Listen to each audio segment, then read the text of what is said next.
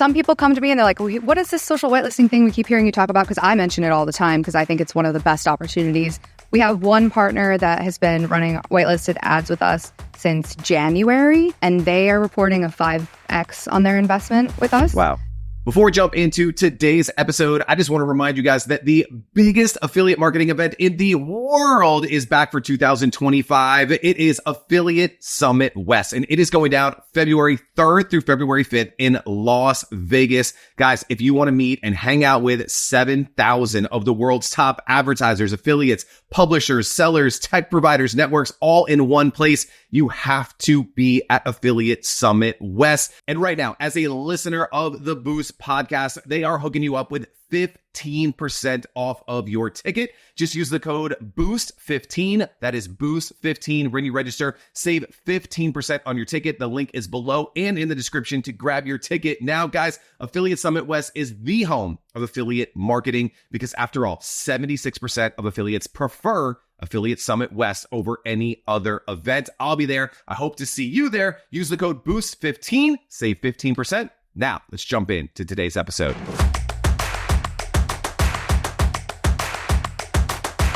Hey, what's up, guys? Welcome back to the Boost presented by Grommet. I am your host, Greg Rollett, and I have a really special guest today, Elisabeth Chambry from InsideHook, and this is going to be fun. Really excited getting to know you, getting to meet you, and thanks for doing this today. Yeah, of course. I'm excited to be here. Let's set the stage, just add some context. Tell me a little bit about, what you do at InsideHook and kind of your background in this content commerce world. Yeah, so I'm the director of commerce at InsideHook. We are a really small team of 2 editors, 1 writer, myself on the business side. So I kind of handle everything on the affiliate partnership side, optimizing our content, and I actually do a little bit of everything. So sometimes so I test products. Sometimes I write content sometimes. And I work really closely with the editorial team to kind of figure out what our content calendar looks like. And previously I was at Insider Reviews. And before that I was at Wirecutter. So I've kind of always been in this product world. I love it. And the cool thing is you probably got to see it change and adapt and continue to change and continue to adapt. And one of those things that you guys have done a really, really cool job is kind of this social whitelisting piece, which we're going to dive into today. And so let's just start high level for publishers maybe that are haven't gotten into this ground, want to learn more about it. What do you guys consider social whitelisting? What does that mean to you guys? Yeah, I often wonder if maybe I'm using the word wrong and other people think of something else. But so basically the way that we do social whitelisting is that we grant access to a brand into our Facebook Meta account or Meta account in general. And once they have that Meta access, they're able to target and spend and create ads that look like they're coming from InsideHook or InsideHook and brand. Mm-hmm. And then that's kind of it. It's basically just they're able to use our accounts to maximize performance of their paid social ads. So why in the world would they want to do that? So usually they are getting a better ROI from our ads, even though they're paying for a licensing fee than their own. So the paid social teams that are working on this have reported back to us that they're these are doing way better than our internal ads because it has that extra level of endorsement in it. Yeah. So yeah, it just works. Yeah. So it'd be if I have a really cool phone case, I could run ads on my own account, my brand account of hey, look at my cool phone case. You should buy it. Yep. Or it's hey, check out this cool phone case. You guys would really love it, as opposed to me. It's like that, almost like an implied endorsement at that level. Definitely. And we always are able, or the brands usually draft up the ads, and they're usually able to pull a really good piece of the content out that's these are my favorite, shorts that I've ever worn, or I wore these all over Europe this summer and my feet didn't hurt. Something very a strong endorsement that catches people's attention, and that's what works. And with you guys right now, is it mostly just brands that you're working with? Is it agencies that are bringing out multiple products? Is it how does that kind of skew? It's very case by case basis, because for these, the editorial team has to kind of approve everything. We don't want brands that aren't really aligned with ours to be able to run ads on our social account. So it's really case by case basis. Sometimes they come through agencies. Sometimes I work directly with the brands. It's kind of just whoever we're writing about, those are the partners that I target for this, because they're already brands that our editors love. Organically, and then we can just boost the partnership by adding this aspect of social whitelisting in. So a couple elements to break down there. One is, do these brands even know what social whitelisting is, or are you kind of coming to them with this opportunity to be like, hey, there's something like your content's doing really good and here's a way to enhance it? Or are they coming to you like, hey, we really want to leverage? Some people come to me and they're like, well, what is this social whitelisting thing we keep hearing you talk about? Because I mention it all the time because I think it's one of the best opportunities right now, especially for a publisher that doesn't rely on search for their traffic. And so brands sometimes come to me wondering about it, trying to learn more. But for the most part, I'm introducing it to the brands and to the agencies. I know that there are tons of people doing it, but just in my case, I've been doing a lot of the introduction. And they kind of, there's been a very, like, I would say varied response to and varied interest in it, because I think, like you said, people are like, why would I do that? So we have brands that we write about, we strongly endorse them, that I'm like, you guys, we should be doing this. And they kind of are like, I don't know. So we're working on getting some like more solid case studies together so that we can be like, look, this is the value that we can provide here. But it's especially difficult because we don't get to see the data on the Meta account. Even though it's our ad account, it's walled off, so it's on the brand side. Right. So so there's a little bit of like hidden gold there that you have to kind of sort through and just work with the brand, the open line of communication, like, hey, how's this working? How's this performing? And hopefully trust them that they're giving you the right data back.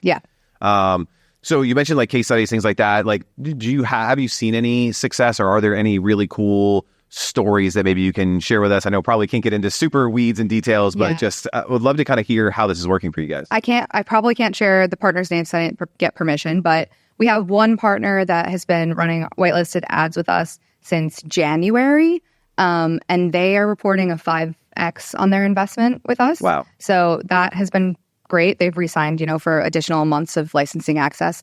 And then we actually just started with a partner, I think maybe a month and a half ago. And I just actually before this looked on Pepper Jam to see kind of what the performance was. And they have been able to increase their sales with us 500% in the last 30 days to $11,000 in transactions. So we weren't doing, a ton for them before, but then once this was turned on, it kind of just like blew it out of the water. So it's not insignificant. No. These are legit numbers that we're talking about as we roll through that. I love that.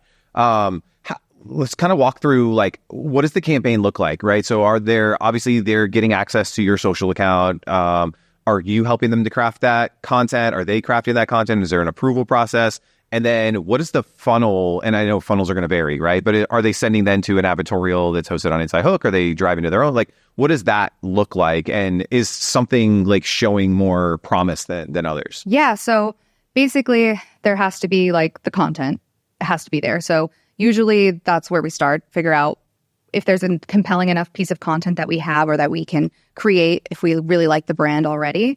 And then basically, once the brand agrees to the licensing fee, we grant them access to the account.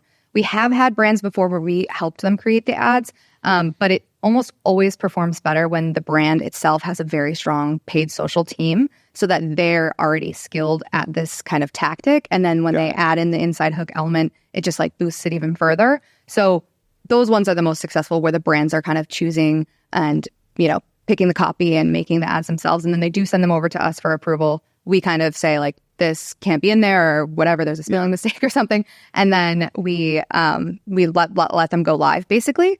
And that's pretty much it. And again, are they driving right to PDPs on their own site? Or are they driving to, content on InsideHook? So they're allowed to drive wherever they want. Okay. They really are mostly driving to InsideHook's article. And then if they're driving with a direct link to something on their own site, it just has to be our affiliate link. Right. And that works too. Got it. I love that. So let's dive into, like, obviously there's got to be some kind of a trust level, right? Like, we trust this brand, they're going to do the right thing. But then also there's editorial approvals, things like that. So just talk a little bit through that, because I think there's some publishers out there who is like, I don't know if I want to give, this cup brand access to our account, right? Yeah, I think, it's about starting with the brands that the editorial team already is a huge fan of. We have a lot of brands that we work with like all the time. We love almost every product that they have. So we're already very confident about the relationship that we have with the brand and the interest from our readers. So I think that's key. Like, it's not going to work if it's, some brand that is brand new, has no alignment with your audience and kind of you're just winging it. I think it really comes down to like the intentional choice of a product or a brand that really aligns with your editorial team. And, my editorial team also has to approve everything. So I don't really get to have the last say on that. So I'm not going to bring them opportunities that I don't think that they're going to approve. And I also, with my background at like Wirecutter and at other publishers, like I also feel like some, integrity, some, I'm trying to think of the word, some sense of responsibility to keep the editorial team, to keep their integrity, basically. Yeah, well, that's the trust you have with your audience, right? You don't want to break that just to make a couple dollars, which again, we want to earn revenue. We want to hit KPIs, we want to do all that, but we don't want to do it to create short-term dollars that are going to, be long-term, bad stuff happening to the business. I do want to talk about the revenue side, because this is where I think, obviously for publishers, like this is a new revenue channel that could be available to them. So you guys do it with it sounds like a licensing fee. And then do you also you said you use affiliate links, or are you also getting paid commission on the products as well? So talk about that mix, that blend. How do you look at that? Yeah. So the licensing fee ranges depending on how much content the publisher is running ads against. So like from $1,000 a month to like $10,000 a month. So it's pretty low fee just for them to kind of get this access. Yeah. And then they have to spend. So that's an extra kind of investment. They're doing that on their own. But I always recommend affiliate teams try to get the budget from the paid social team, so they don't have to put it in the affiliate budget. And because it's a little bit easier, they're already running ads. They have a bigger budget. And then the CPA is usually if we're flexible with it, we don't have like a minimum requirement, but that is another aspect of it that lets us keep that licensing fee lower. Right. Keep the licensing fee lower because you're hoping that they can scale up, and then you're going to earn even more on the back end. Exactly. Through the affiliate sales.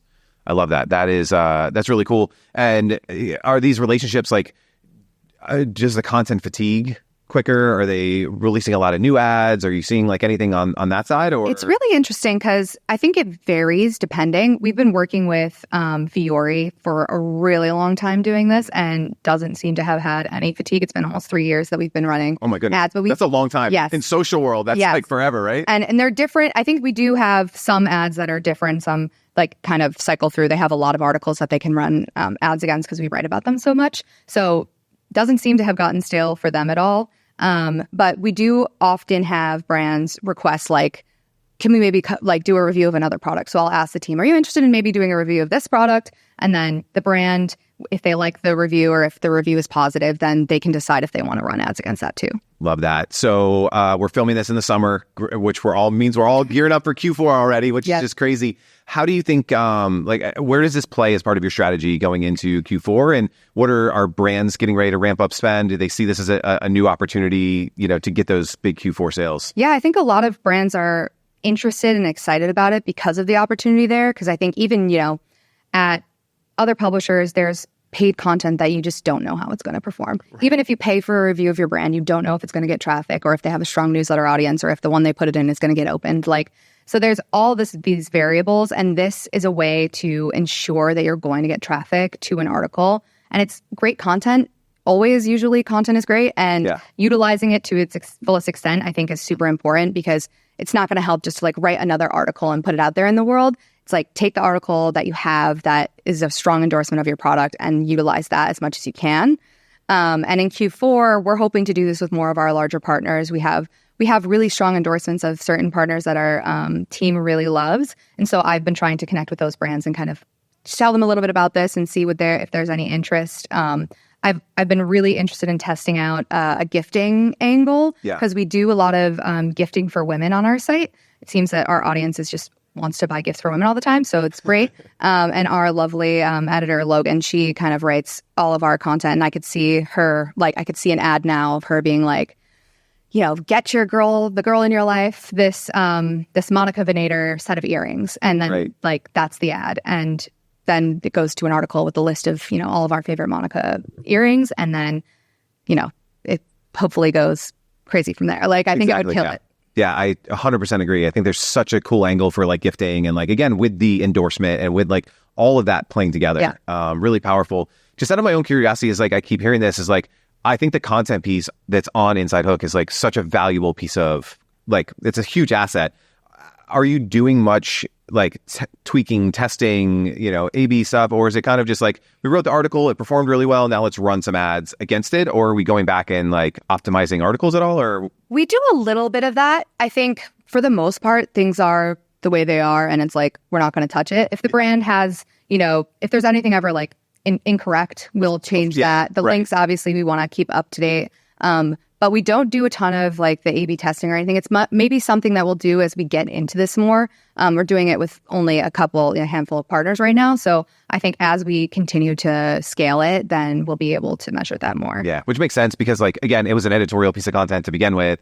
But now when you add the paid side, like maybe the paid ad is a certain angle and you want to call that out in the headline or, so. Yeah. But again, I think that's a down the road. Yeah. And also with Vuori, for example, we're always updating that content because we know that they're running ads against it. So that's another like perk for them is that we can go in and, refresh the content, make sure that the links are right, make sure that everything is good to go and change the headline sometimes. So it ends up working out for them as well. Love that. So publishers who are watching this right now, any advice to them, like getting started with whitelisting, any risks, any things to avoid, any mistakes you guys have made that to overcome, or just like how can publishers add this into their mix? I think that the biggest thing is to choose a brand that really aligns with what your editorial team wants and writes about already. And it has to be like a really good fit because your social team and your editorial team are going to, freak out if they see something crazy on social media that they're like, why is this on our handle? Why are we promoting this product? It doesn't align at all. Exactly. Yeah. So I think that's really important.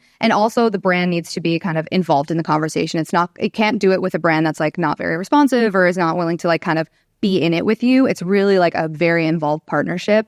And I think also it's key to work with a brand who has that paid social department internally, like that they're already doing internally. I think starting with a brand that's like just going to throw up an ad for the first time on Meta is just not going to be as impactful.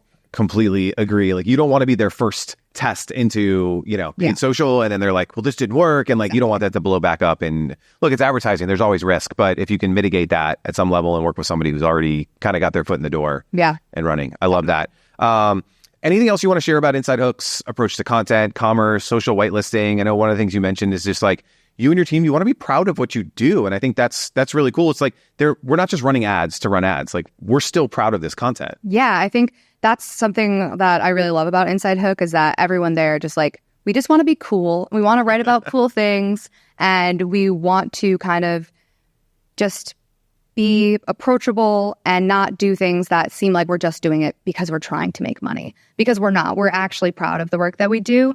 And I think that the editorial team is like super underrated. They write amazing content, and I'm really proud of them. So I think that's fantastic. And then on my end, I've been in the product space for so long. I've tested so many products. I'm actually going to be launching my own brand soon. And I wanted the brand to be something that like my editorial team would be proud of. And I think that we've gotten there. And I'm really proud of kind of like all of our integrity and kind of the way that we work together and just how proud we are of what we do. Yeah, I think at the end of the day, that's what we want, right? Like we want to go home at the end of the day being like, yeah, I worked hard, but like, look at what we created. Look at what we made. Look at our readers love what we're doing. And like, it makes it so fulfilling because look, what we do is hard, right? Yeah. Like work is hard. It's not getting any easier, and so I think just having that sense of pride in what we do is super important. Definitely. So great segue because you brought it up. I wanted to bring up the product. Like, why do you have a desire to kind of get into the product space, and what are you making? Like, I want to hear a little bit about this. Yeah, sure. So,